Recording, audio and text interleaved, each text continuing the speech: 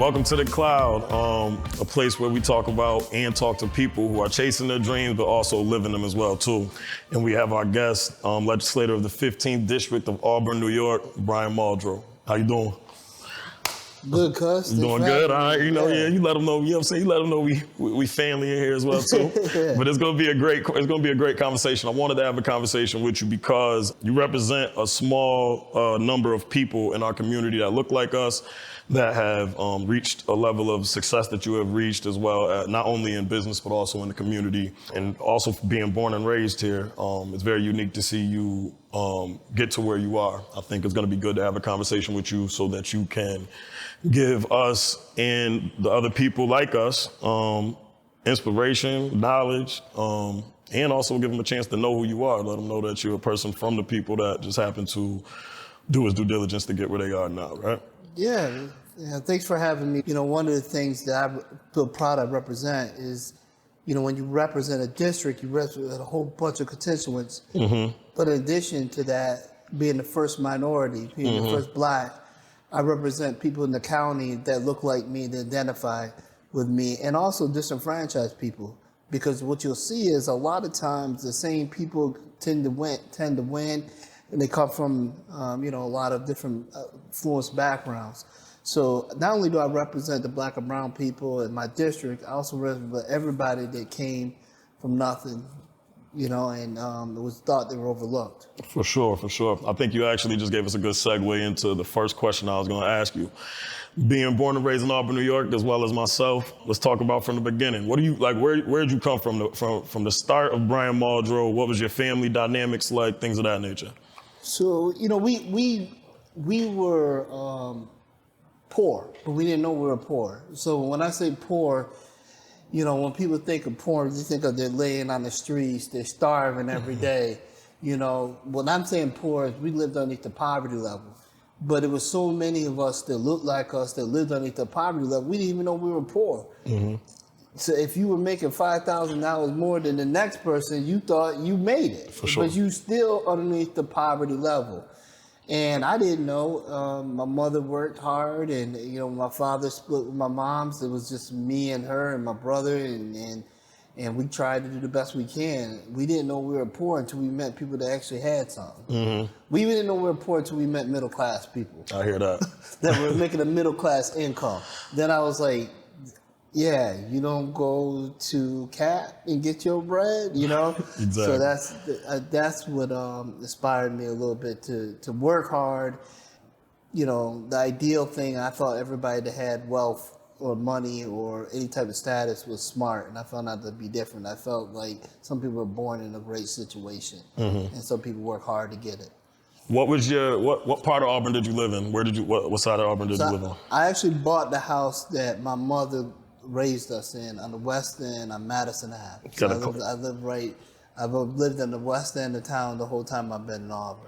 So explain to people that don't know, west end of town, I think I can't say back when I'm 32 years old, but back then around those times we had some good things on the west end of town, and as of now it's not as, I would say, recreational, or there's not as many things to do down there. Can you explain something like your favorite moments, favorite places to go down in the West End as in your childhood at Auburn?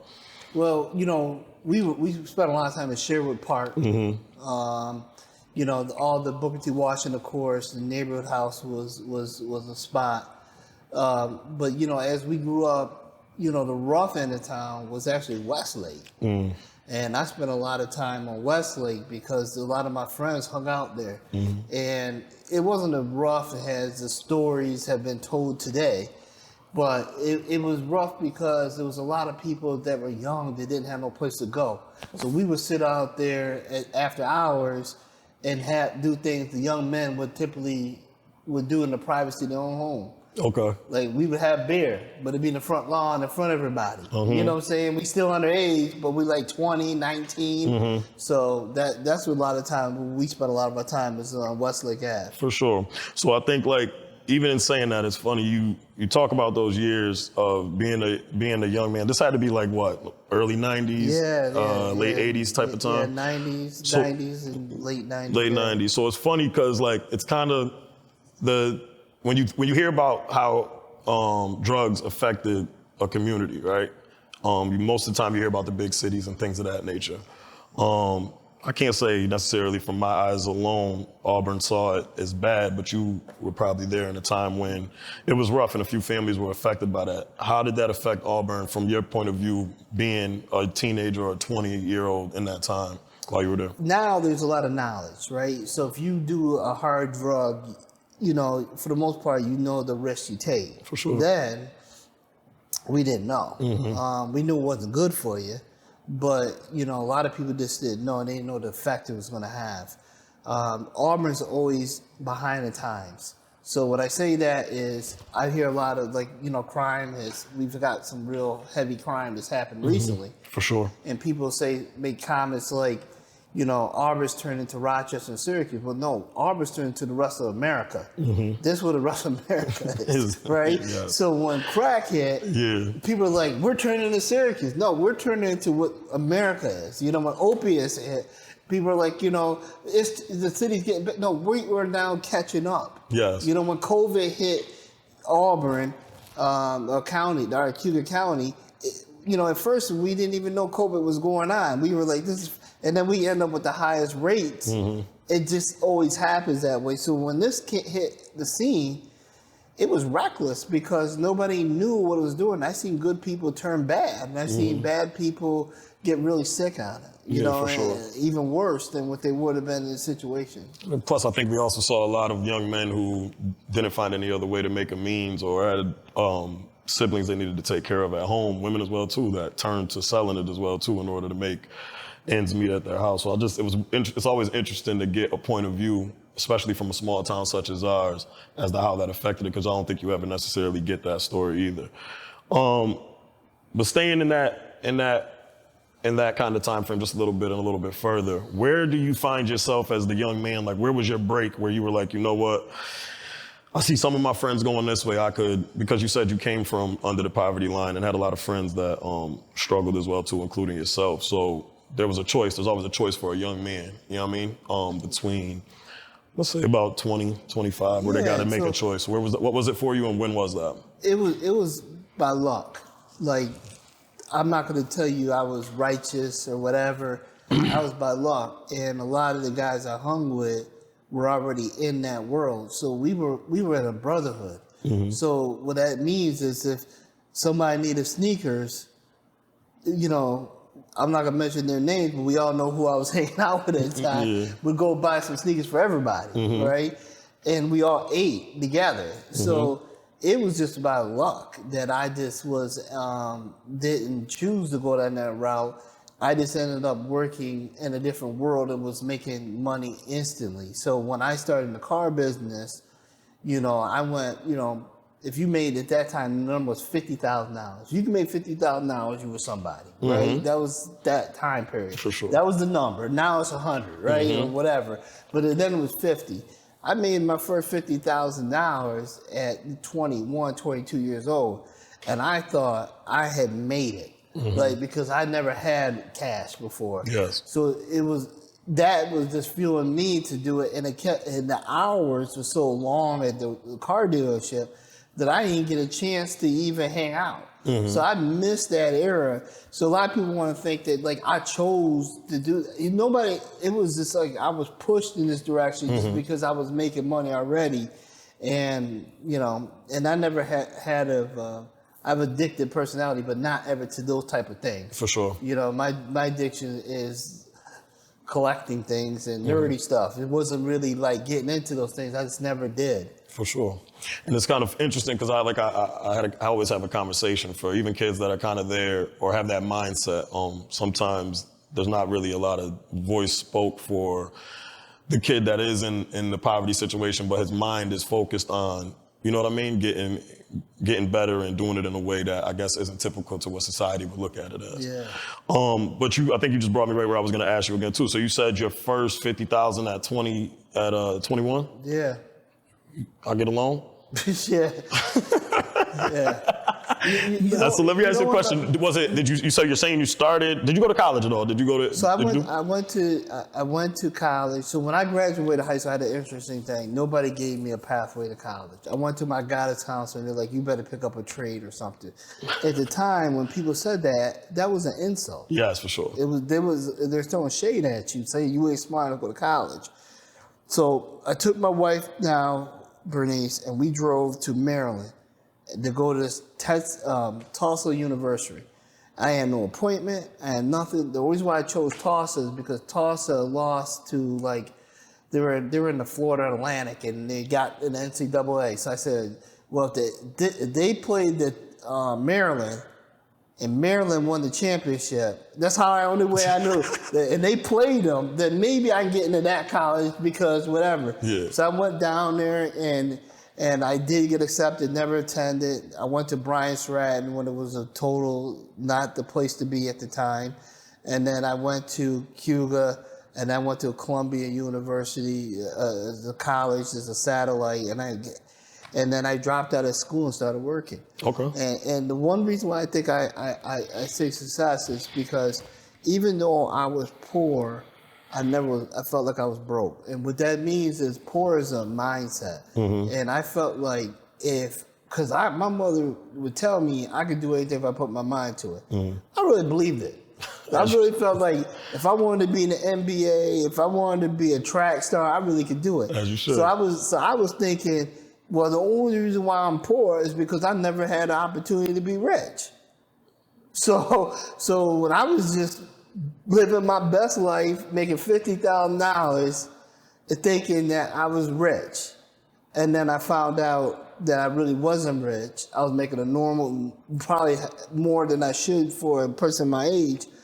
But then I learned that I was doing I wasn't rich. I needed to figure out a way to get rich. And it took me about 10 to 20 years to figure that out. Mm-hmm. Because what I was doing in the meanwhile was spending every dollar I got buying things I didn't need to do. Mm-hmm. I mean, I would go to Miami on the weekend and tear it up. Because you were 21? I was 21. I was like, I made $2,000 this week. I could spend $2,000 down there and be back by Tuesday. And be good. Yeah, so, and guess what? I'm getting another $2,000 next week, you know? So that was my whole deal. But I have learned that it's all mindset. Like, I know I'm not smarter than everybody in the room. Mm-hmm. I know that my thing is I just never gave up when I was losing. For sure. So real quick, we're going to sidebar because you said you did go to Miami. Is there any legislator-friendly Miami stories you got for the people today? A funny one. Well, the funny one was, I always tell everybody this story. This is later on. This wasn't a party trip. Yeah. But I went down to Miami and I was at a conference and I had a little table like this. Mm-hmm. And I stuck it between, and I was supposed to ask for permission, but I stuck it between BET and Jesse Jackson. So I had the $20,000 space, but I had it for free because I had a hookup from my friend. Yes. And they let me stay, and this was in Miami, but the BET girls were promoting that area. And I remember, I would go to places like Belvedere's and stuff. Drinks were like $7, right? And then, right? And my car was like at the max because I checked in and they held a deposit for every night. Mm-hmm. And I remember calling my phone to see how much I had my credit card, and it was like $22. I was like, well, I got enough for 2 drinks. I got enough, right? And this girl, the BET girl, was not like interested in me, but she was helping me out finding the way. So it wasn't like a romantic thing. Yeah. But I wanted to buy everybody a drink to compliment, like, thank you for allowing me to stay in this space. Yeah. So I brought Jesse Jackson over, and I brought the dude and the BET, and I put my credit card up. The whole time I'm staring at the tape register, and I'm doing a prayer to myself, because I see he's hitting numbers over my $22. I said, God, let this thing go through. And the receipt spit out, and I was like, I gotta go. I get back to my room, I get a text message, email saying I was over my limit. So that was like that was me feeling like, man, I really don't got it. Like each drink was $22. Yeah, that's crazy. You know, so thank God they approved it. But that was my Miami safe story. So that means make sure you go down there with enough paper before you go down there, and you look like a poop putt. You know what I'm saying? But it ended up being some motivation, though, right? Yeah, it was motivational, but it also let me know like how people were really living. Because I lived in Auburn, right? So, you know, and I know they won't mind me saying this because I'm friends with most of them. But the richest people that I thought I knew were the Quills, the Latimers, and Bartolotas. I'd never seen anything more than that. So when I went down there, and I see some people, some real wealth, right? And that was willing to spend more than I've ever seen. That I was like, wow, we really ain't got it like that up there, you know? So what do you think the importance is, and we're gonna get back to like how you started your business stuff, but I think you just made a good point. What do you think that the importance of getting out of wherever you live, not necessarily Auburn, but getting out of wherever you live and seeing the world for any kid, I think, coming from a small town? I really hate that term, getting out of Auburn. Me too, honestly. Or going to travel and see. Is it important? Is there an importance to it? Well, no, there's no importance to it because you can live your best life wherever you're at. For sure. Right? So I agree. You know, people, I have a sports league and I hear a lot of people say, well, I'm getting up out of Auburn when I get out. Well, where are you going? Where you running to? You're a black man. Exactly. Who you running to? Exactly. Right? You running to Chicago? Because that don't seem like that's a great place to be. You know? If you're going to live in California, there's a tremendous amount of homeless people there in New York. I think that where you need to go is where you fit in. Like, if you fit, wherever you fit in, if you feel like the vibe fits you wherever you're going to move to, run to that place. Don't say you're running out of one place because, first of all, in order for you to be successful, you got to make your print where you at. Exactly. You know, I would think that somebody like a Jay-Z or like a Michael Jordan or LeBron James would have made an impact no matter where they came from. For sure. So if they lived in Auburn, they'd be the biggest star in Auburn. If they lived in New York, they'd be the biggest star in New York.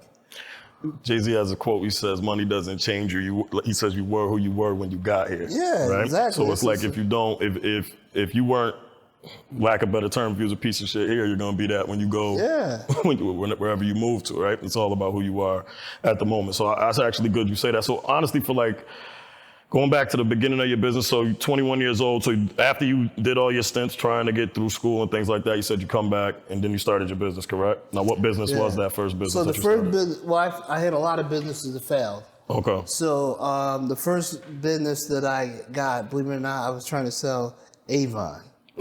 Right? Because I felt like they were making a lot of money. I knew nothing about makeup and I didn't know whatever. So then I started selling Kirby vacuum cleaners. So that was corny, right? And then I went to this company that I brought a franchise in and it never even got to the ground. It was called Bevanco. And it was a weighting system of all the alcohol. And it was basically trying to stop people from stealing alcohol at bars and drinks. But it's customary for people to steal stuff at bars and over pour, so the system doesn't work. Yeah. It doesn't work. So then I started the Muldrow group, and I struggled. Actually, I came out the first year making a profit. I think we made $12,000 our first year, and then the next year was $500,000. So explain what the Muldrow group is. So the Muldrow Group is a company that sells service contracts, training, products to auto dealers. So we sell it to the auto dealers, and the auto dealers then resell it to the customer. So we live off accounts receivables, and when they resell it, they send us our portion. For sure. Okay. How did you come along with coming up with that business? Like, what was the light bulb that went off for you? So again, like, people always want to come up with these stories where I was a guru at this dealership. I took a dealership that was selling 25 cars a month and they were selling hundreds. And I became like the guy, like the guy that everybody wanted to hire. And I was scared because I knew then that it really wasn't me, it was the system. So if I was to leave my business, I'm not going to do so well because the system. So so as a real coward would do, because I was a coward at the time, is I just quit because I didn't want them to put me in another store and I couldn't do it. So the perception started building every year, and people were like, "Well, Brian, if you don't want to do this, would you like to be a trainer?" And I was like, "Man, that's perfect for me because now I ain't got the pressure, right?" Exactly. So I signed up to be a trainer, and I didn't take it serious. I was again, going to Caravana every weekend. And one day I went to a store and they signed up with me, and it was a big group, and that's how I started. And then I then went broke again, and then went to this is with another company, and then I went back to that the national dealers, the black dealers, and then that's when I just went absolutely crazy. That was the first time I was in prime location and people were wondering who I was. Mm-hmm. So at a nationwide, the nation started Googling me and paying attention to me and figuring out who I was, and that's when I kind of took off. Okay, so do you have how many employees do you have? So pre-COVID, we had a lot, right? So right now, we have probably about 4 or 5 employees on the books, but about 1099 partners. Okay. So eventually we will be trying to bring everybody back house again. Sounds good, man. Now getting from there, what is your prime, like what was your prime motivation as it pertains to being, because like you said, we are the legislator of the 15th district. I always want to know, coming from where you came from, a lot of times we look at politics as they are just saying whatever they need to say to get a vote. Or they're not there to do things that will necessarily help us, people that look like us, or people in general. Some people are just skeptical about politics in general. At what point did you see a need for yourself, not just as an African American, but just as yourself? What was it that pulled you to say, I'm going to try my hand in politics? So it was a process. So the first thing was I was a Trump hater, right? Right. So when Trump started running, that got me into politics because at first I was a Trump supporter just because I used to watch that show Apprentice, and I thought, I just thought it was going to be a good idea. And then as I learned more about him, I couldn't stand the guy. And so that got me interested into national politics. And then your mother ran, right? And I saw, in my opinion, she was the best candidate. And that got me kind of like helping, figuring out what was going on. And then I started questioning the person that represented our district. And I think he's a good guy. He probably doesn't think I believe that about him, but I do think he's a good guy. But I wanted to challenge him, and I thought there was no way I was going to win because he was my district went probably about 15, 20 years without any competition. So I just wanted to give him a competition, and I thought I'd get crushed. And then he went to college and dropped out. And then I had to run against my opponent, and I ended up beating him. Okay. So it wasn't a natural thing, like I want to go in and enter. So to me, I'm still learning how to be a politician. I didn't even know what the job was as I was running. I was finding more and more out about it. I think one of your best qualities, this is just a statement, is the fact that as a politician, you remain who you are. So I just want to say, don't try not to change that too much. I think a lot of times when we do run into politicians, you could feel a little bit of the show that they're putting on. I don't necessarily get that vibe from you, and I don't think the people get that from you either.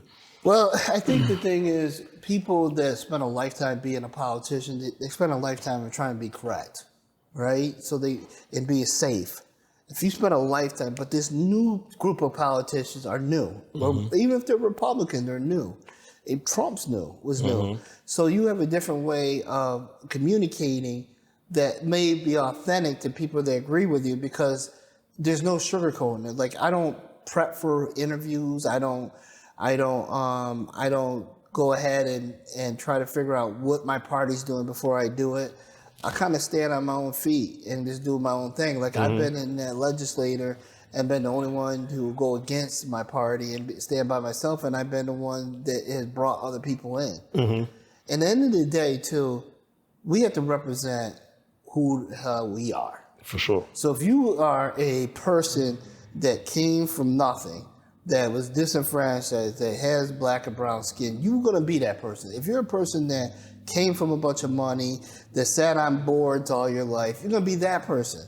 If you are traditionally who you are, and the reason why I connect to the people that probably never voted before, because they never probably met somebody that's connected to them the way I am, because I'm basically you guys. Exactly. I'm everything that you are. You may not agree with everything I do, or you might not be happy with everything I do, but you will understand that we coming from the same place. Exactly. You know, and that's what makes people feel not authentic when you meet somebody that's not a person that's now trying to relate to you when they don't relate to you. Like, for example, you know, the Roe versus Wade, regardless of how you feel, the reason why so many women are upset is because we can't relate to the experience of that situation they may be in. At all. As a man, we can't.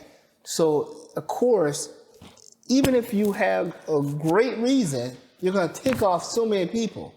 So when people come to our community and they say, I need you to vote, I need the black vote, here's what they're doing to you. And they ain't never stepped into our community. They ain't never fought against, you know, anything that was injustice. It doesn't come across authentic.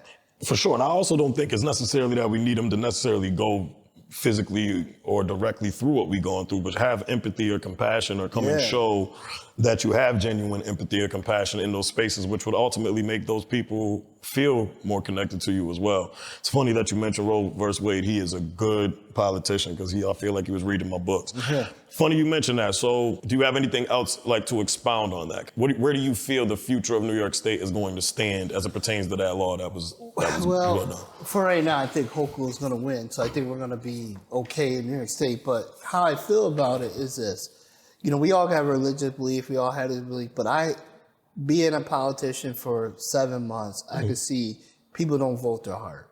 When I talk about that, I'm talking about the politician, not the individual. They vote with their party. For example, most Republicans vote this way, most Democrats vote this way, independents go either way, right? So I say that to say, when you have control by legislation over somebody's body, regardless of your religious belief, because I have religious beliefs that stand against those type of things. But at the end of the day, I don't, as a man, should choose what anybody does with their body, because their body is their body. And if I was coming from an authentic place and I said, you know what, this is why I should, but not every politician is. So the best thing to do is stay out of it and have it so that women choose what they want to do with their body. And and here's another thing that ticks me off. Most of the people that are not supportive of people having their own choice was saying they were forced to wear masks and forced to get vaccinated to go to places. But yet, this right here, and then they're going to say, well, you know what?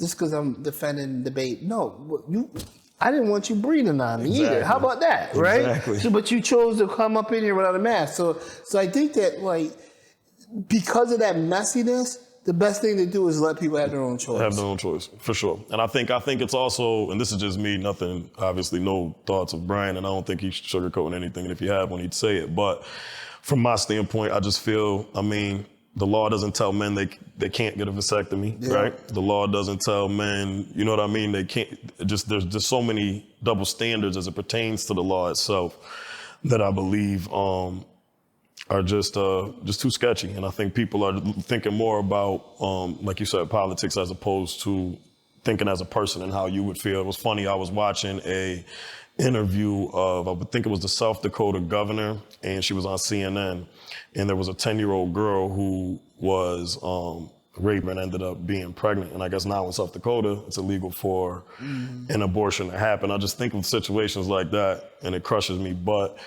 it also, to put that, for a circumstance like that, it should be, can she even make a choice? Can the 10-year-old even necessarily make a choice for herself at all. You know what I mean? So I think it's, like I said, I think everybody's entitled to their opinions.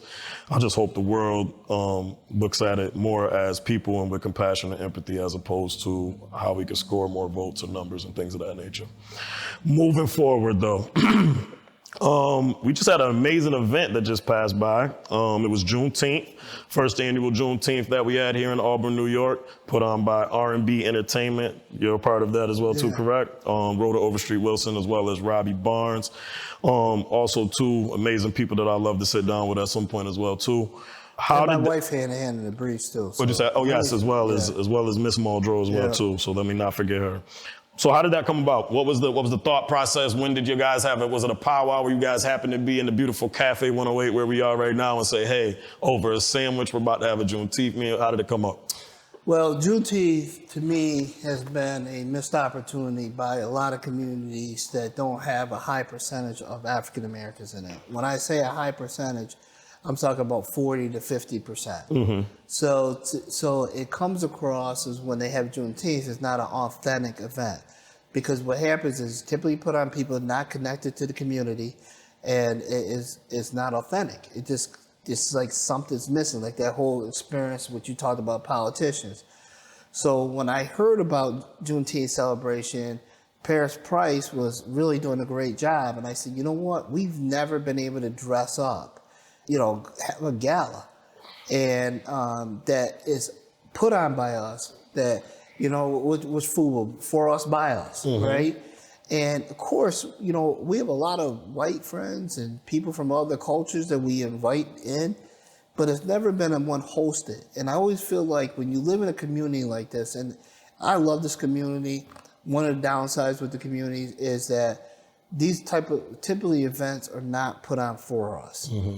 So I always feel like it's like you're going to a wedding. You're the plus one. Yes. Like, the party ain't for you. Yeah, okay? for sure. Nobody knew you were coming. But everybody gonna be nice to you, and they're gonna be Exactly. welcoming because it'd be rude not to. And it doesn't mean anybody's racist. It just means that party wasn't for you. This was a party that was put on by us, for us. And, it's funny because over the years, certain things that there seemed to be unmeaningful conversations meant a lot to me. I had a conversation with Ray Elliott like a month ago, and Ray said to me, he goes, I like to work at Wegsby because you could be yourself. Like, I don't have to talk a certain way because we all bilingual, right? I can embrace a black person the way I want to embrace. I can be myself. And I thought about how many times in a work environment that it wouldn't have been, it's that Dave Chappelle skit, when keeping it wrong, will goes wrong, yes. right? Where you can't be yourself. So I wanted to throw an event that was for us, and it'll be more events like that. And also, I love copycats. Like, people say, people in business, when people haven't been in business long enough, or not successful in business, they blame copycats. Like, I always hear somebody, because I do a lot with businesses, and people say, somebody stole my idea. Wow. Was it really your idea? You gave an idea that nobody in the world outside you. And if you did, if you're Elon Musk, you came up with the Tesla, well, you know what? You should have worked on it, right? And if somebody came up with something within a year, you didn't have original idea. It was an idea that was in process. So I say that to say, when you get a copycat, it's great because it brings more attention. I want other people to do it. Like, Lit has his thing. I want him to throw big parties, and we throw parties. And now we're known to have a culture where we all can work together and we support one another. For sure. Instead of saying, like, this person's doing this and this person's doing that. I encourage that. Exactly. It gives us all more things to do, and I think I was at the gala. I had a great time. It was a great event, a great time to get dressed, put a suit on. A lot of people appreciated it while they were there and after as well too. So you guys did a great job in doing so. Thank you. Also though, the other thing that was interesting to me, which is a good conversation I wanted to have with you as well too, is Juneteenth we had the field days, which was also great. That was down at Booker T. Washington in the field. But what was so interesting and what I loved to see was, I don't know if you remember back, we used to have the field days for BTW every year. It used to be a big thing. It kind of gave us that feel. But what I loved about this year was there was a lot of young minority entrepreneurs that were vendors at the Juneteenth. And I guess from a legislative standpoint, I think you knew, but how is the Auburn community pertaining to government do you feel is going to receive those entrepreneurs as the future comes? Because they're coming. I mean, they're doing their hard work. They're doing their due diligence. You have Moss Moms with Thariah Tia. You had BX Essentials, who was doing his clothes. You had Tierra Tillman, who was doing her boutique stuff with things for hair, things of that nature. So there was many other vendors, and if I missed anybody, I apologize. There was many vendors out there that look like us that I don't think a lot of the community would know to go to, and anything like that. So how do you see the community, government-wise, receiving them and in the future? So African Americans as a whole have been entrepreneurs. We didn't call it entrepreneurship. Like everybody know my mother had a car game. Exactly. Right? Yep. We also knew and I gotta put it with people, if you need to borrow money, you paying double when they come back. Right? My cousin Junie, right? Yep. You know, those are all entrepreneurs, right? The difference I see now is that we have realized that we should be selling to everybody. So before, people would have fish fries. You go by their house, you pay $15 for a fish fry. It was just our community. I think a lot of our people now are reaching out to the internet and bricks and mortars, some home shop, having a business out of their home. And I think that is where the culture of Auburn has changed. And I think the thing is, once we have more success, it's going to inspire more success. I always tell those guys that you can never give up on your gift, because a lot of people's gift is within your gift. So like seeing success look like you is different. For right? sure. And I think that even the culture of moving downtown, the barbershop that's down there, the Nates, myself down there, now Melanie's opened up a business downtown. You're starting to get more and more culture. And when you get this culture, you're starting to see that now that people are taking that step forward and they're getting motivated to do things when they were just doing it out of their house. So basically, these low-key businesses are now coming to the surface. I also wanted to stick there a little bit as well too, because you're a jack of all trades. As you said, you're a businessman, successful one to say the least, as well as a family man and a politician. I gotta ask, all of us got this question, and we all gotta deal with it every day. How do you deal with all of those at the same time? Is it difficult? What is your priorities? Things of that nature. Well, it's difficult because you're just pulled in every direction, and you meet a lot of people. And but you know what? I feel like I'm driven by God, and I'm not saying God is doing it, but there's really no reason. I got Cuba drug and alcohol testing. We have CNY Sports Management partnership. So now I'm venturing into partnerships with people because I'm spread so thin. So now when I like R&B entertainment, it's not gonna be it's a business that I needed partners with. Years ago I would have tried to do it on my own. And there's a lot of value in good partnerships. So that's where I'm at today. But you just gotta have a good calendar and work hard. I hear that. You're only on this earth so much time, and every day that goes by, you got to be doing something to progress. And I still manage time to spend time with my son and my daughter. So. For sure. So we just gonna have a quick get to know before we get out of here, because you are from Auburn, but I think the luxury about this show and then having you on the show is the fact that we can have a conversation and people are going to be able to kind of get to know who you are. Because I think one thing that was interesting about your campaign is that, and I don't know if this was strategic, but none of your billboards or anything like that necessarily had your face on them. So I feel like there was kind of a, not from us, but a nostalgia or like a mystery to who Brian Muldrow was. They heard of the good things you were doing, but there really wasn't enough of a face to for the average person who want to know you from the neighborhood. You get what I'm saying? Mm-hmm. And I don't know, was that strategic? That's a yes or no. You don't have to say, I don't want to give up none of your sauce for your next run, but. Listen, it was strategic in certain ways. There were certain areas, because the way the district was shaped, that there was probably certain areas where a black man has never been to a person's porch. I experienced that, or been in somebody's house. And not in sales, you always want to put yourself in the perception of where the customer is perceiving you. So if the customer never hears me, if I call them and I say, hey, are you interested in buying a timeshare? You're going to hang up, right? You want to buy a extended warranty, which I don't do. You're going to hang up, right? So I was trying to get people to listen to me, to be curious in certain areas.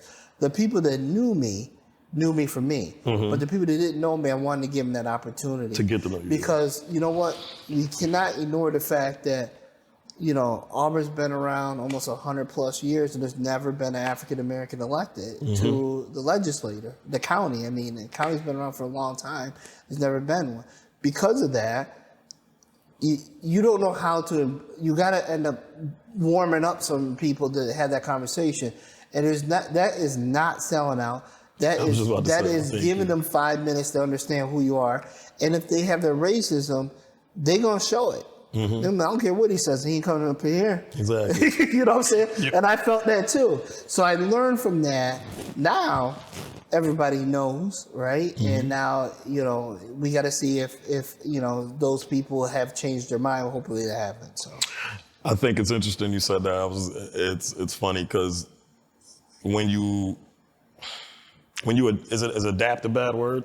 I think whenever African Americans in certain spots become versatile or maybe try to act professional in certain forms or certain areas, they give us that word. You sold out, or you're selling out, or you're conforming for them to accept you, which I don't think is the case. I think you have to play a little chess in this game of life, because life is a game of chess, I believe, as well too.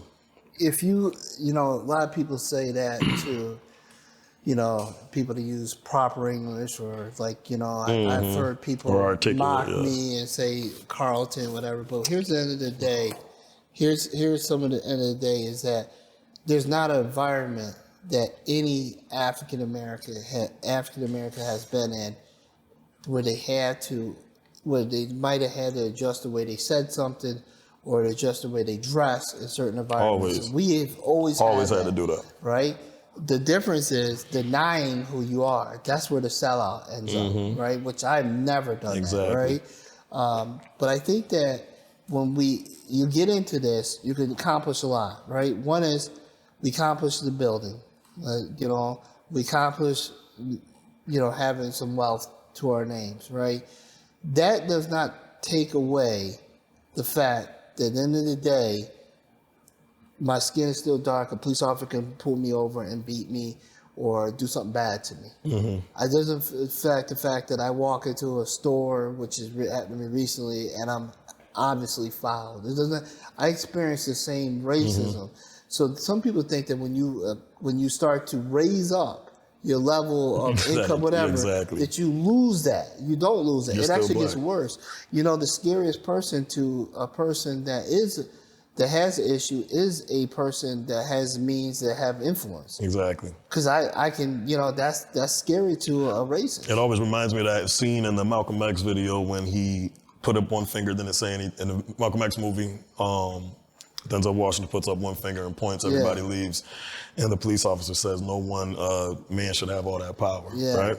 So I think it speaks to, J. Edgar Hoover saying the scariest thing in America is an intelligent, black man as well too. So I think I hear that. And you got police officers getting pulled over by police officers and treated as if they're not one of them, like they're not wearing the same shield as well too. So you make a great point as it pertains to that as well. Well, that's a sign of us keeping each other down. For sure. All right. So we have external threats, and we have internal threats. And the internal threats would be question somebody's character because you think they're too good, right? So the problem is, one of the things that I always pray for is I get nervous when I see our black and brown people fail or fall and make a mistake publicly, because when that happens, it's like Will Smith smacked Chris Rock, right? And that was a black eye to everybody that was African. It was produced by African Americans and all this stuff.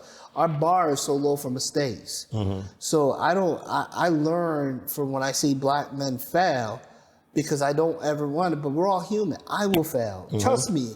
At some point, I will let somebody down. I will make a mistake, and I will be a citizen. They will be talking about me, right? Like I said, it's like Brian did this, right? But at the end of the day, that we don't have the luxury of mistakes. So a lot of times when people see you talking properly, or they think you're doing it, they're mocking you. Really, what they're doing is mocking themselves. For sure. Because it's a bad move. Well, my other question is like, why? It's also a mindset, I guess, right? Because you either have to have the mindset that, why do I have to change or conform? Like, why it's so unfair that we have less chances than Jimmy, right? Yeah. Or you could just take it and say it is what it is, like the most of the successful men in the world and women in the world, and just take it head on and do what they need to do to get to the space that they need to also make a change as well too. Just don't change yourself. For sure, exactly. I could put on, certain clothes, and I can go a certain route, but at the end of the day, I take more bullets for black people probably than anybody in this community. I mean, because when you put on something for black folks that are in there, you have the risk of anything going wrong, they're going to blame you for it. For sure. And then you got the risk of, you got the other part of people questioning why you're doing it. So those are like, when you could have just stayed home. You know what I'm saying? You could have just stayed home. Like, I don't need no more hobbies, Exactly. I could stay home. Like, the legislator, everybody wants to, you get a lot of information. There's a lot of stuff that you get access to. Your Rolodex gets sick. But at the end of the day, it's not a high-paying job. For sure. But here is the high-paying part of it, is the information. Learning like what boards you could point people to, what legislation you can actually pass to help people. The power.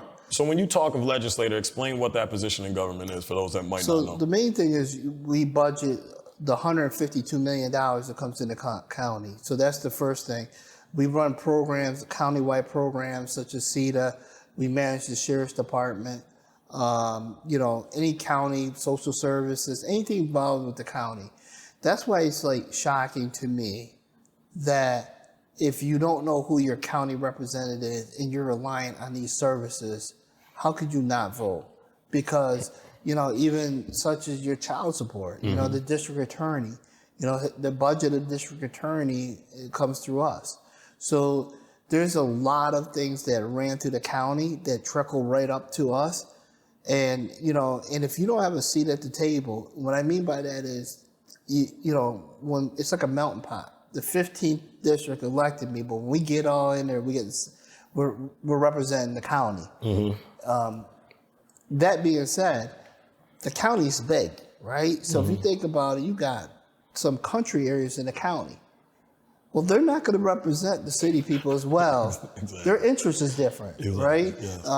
So they're not going to represent them. So if you don't have a city representative that's in the county management, you're in trouble. You're in trouble because you don't have nobody to advocate for you. And it ain't their fault. So that's another thing. Sometimes it's malicious, but then sometimes it's just they're voting for their constituents and what they know. So, I think I had progressive conversations with some of the people there to see both sides, the people that live in the city. Moving forward, like I said, man, I just wanted to give the people a chance to get to know you a little bit. So we're going to have a few things. Favorite sport, and then favorite sports teams in the majors. Well, I'm a Bills fan, so feel bad for you. Football. Boy, I love losing Super Bowls. That's what the Bills stand for. This year we will have a Super Bowl. Oh my God! All right, so we will have a Super Bowl. I don't know who's worse. You were the Cowboy fans. I can't pick. Cowboy fans are worse. I can't pick who's worse. I was a Knicks fan. But they've been bad for so long. I'm almost shifting to the 76ers. We're not shifting. You're from an era where it's not okay to shift, though. You're going to have to stay somewhere in New York. Go to Brooklyn or something. Don't come over to the Sixers. Yeah, so I would have been at Brooklyn and put all that dream team together. That kind of made me mad. But and baseball, Yankees. Yeah, Yankee baseball. Yeah. All right. So as a child, your favorite hobby, favorite thing to do? Oh man. Child. I'm talking. Your mom kicked you out the house, said don't come back into the lights come on. You know what I like doing basically was just hanging out with my friends at I the hear corner. that. Like we didn't have cell phones. Some of us had bikes. so Some of us had some of bikes. us had bikes. I was living. And literally we would just walk the city. Exactly. Right? Wegmans was a spot that we used to go to hoping to bump into whoever we could. And then we just walk. You ever ask yourself how we used to get when I was younger too, it'd be like 20 of us together. But how do we get, I ain't have a cell phone either. Like, how do we know to all just, like, what was that? I had no idea. I was looking at, we have our CNY Sports, and one time I was at practice, and I looked out there, and we had probably about 20 kids, and we had about 40 parents at practice. And I said to myself, I remember playing Pop Warner, riding my bike with my helmet up, you know what I'm saying? Like that was just riding my bike to go there. And I'm thinking to myself, no, I don't even remember how many games my mother had showed up. It had to be a playoff game. It had to be, but now it's different, you know? And I think we just hung out. Like we would literally walk to somebody's house to see if they're home. So and if they weren't home, we'd just leave. What was your favorite Auburn establishment? Teenager, and then I got another question to ask you. So like the Reva Roller Drones, Booker T. Washington's, this place right here. This place right underneath used to be a nightclub for, younger kids to like 18 and over. It was a spot. It was the first time that I went out and was hanging out and thought I was cool. I ended up dressing like Crisscross. And like having like the spending with one thing down, and me and the camera, he had the other side down. It pays our age a little bit. We had to match our fluorescent hats with the green socks. Shout out my cousin Sheldon. He had the one crisscross member who had the little braids. I used to do that. He had the backwards overalls on, but that was him. He thought he was crisscross. Yeah, I thought it was you. Shout out Sheldon. Before you became a nice legislator, you know what I'm saying? You partied a little bit. Yeah. Top 3 legendary Auburn bars that you went through. Wow. Well, the one over there, what was that place over there called? Is it got to be in Auburn? It could be. No, give me your top 2 in Auburn, then you give me one wherever you want. All right. So I forgot the name of the spot over there on Wall Street, but that spot was fire. Was it 84? No, Euphoria. Euphoria. That Okay. was a spot, and so when Rock and Rob is closed, which is Britches now, it was called the Dirty Bird. Right? Yes, there was a stretch of Dirty Bird. We don't know what the real name was because the Dirty Bird, it was hot for one summer. And that was it. But our town, man, Cagney's, Cassidy's, Area 51, 81, and then we had Cortland. Cortland was my spot. I mean, Cortland was like, what Freaknik was to Atlanta. You know what I'm saying? Cortland was like, our Muldrow. I love Cortland. Then they started bugging. They were like, listen, if you don't got a Cortland ID, you can't get in. You can't get in. That's crazy. And I remember like begging the dudes to let us in. It was crazy. So I hear that, man. So look, we like to end the show with the guest giving the people maybe a little bit of insight or inspirational message before you leave. Like you've done a lot of things to get yourself to where you are. What do you think were those things, or a few words that were those things that helped you get there? So the few things is I had a good mentor, and he's not from here. He's from Indiana and Kentucky area, and what I did was I learned a skill. Like, I found out what little thing I could do and try to perfect it, right? So my skill has been marketing and sales, right? So I suggest just finding that pathway. But the main thing you gotta understand is everybody works for you.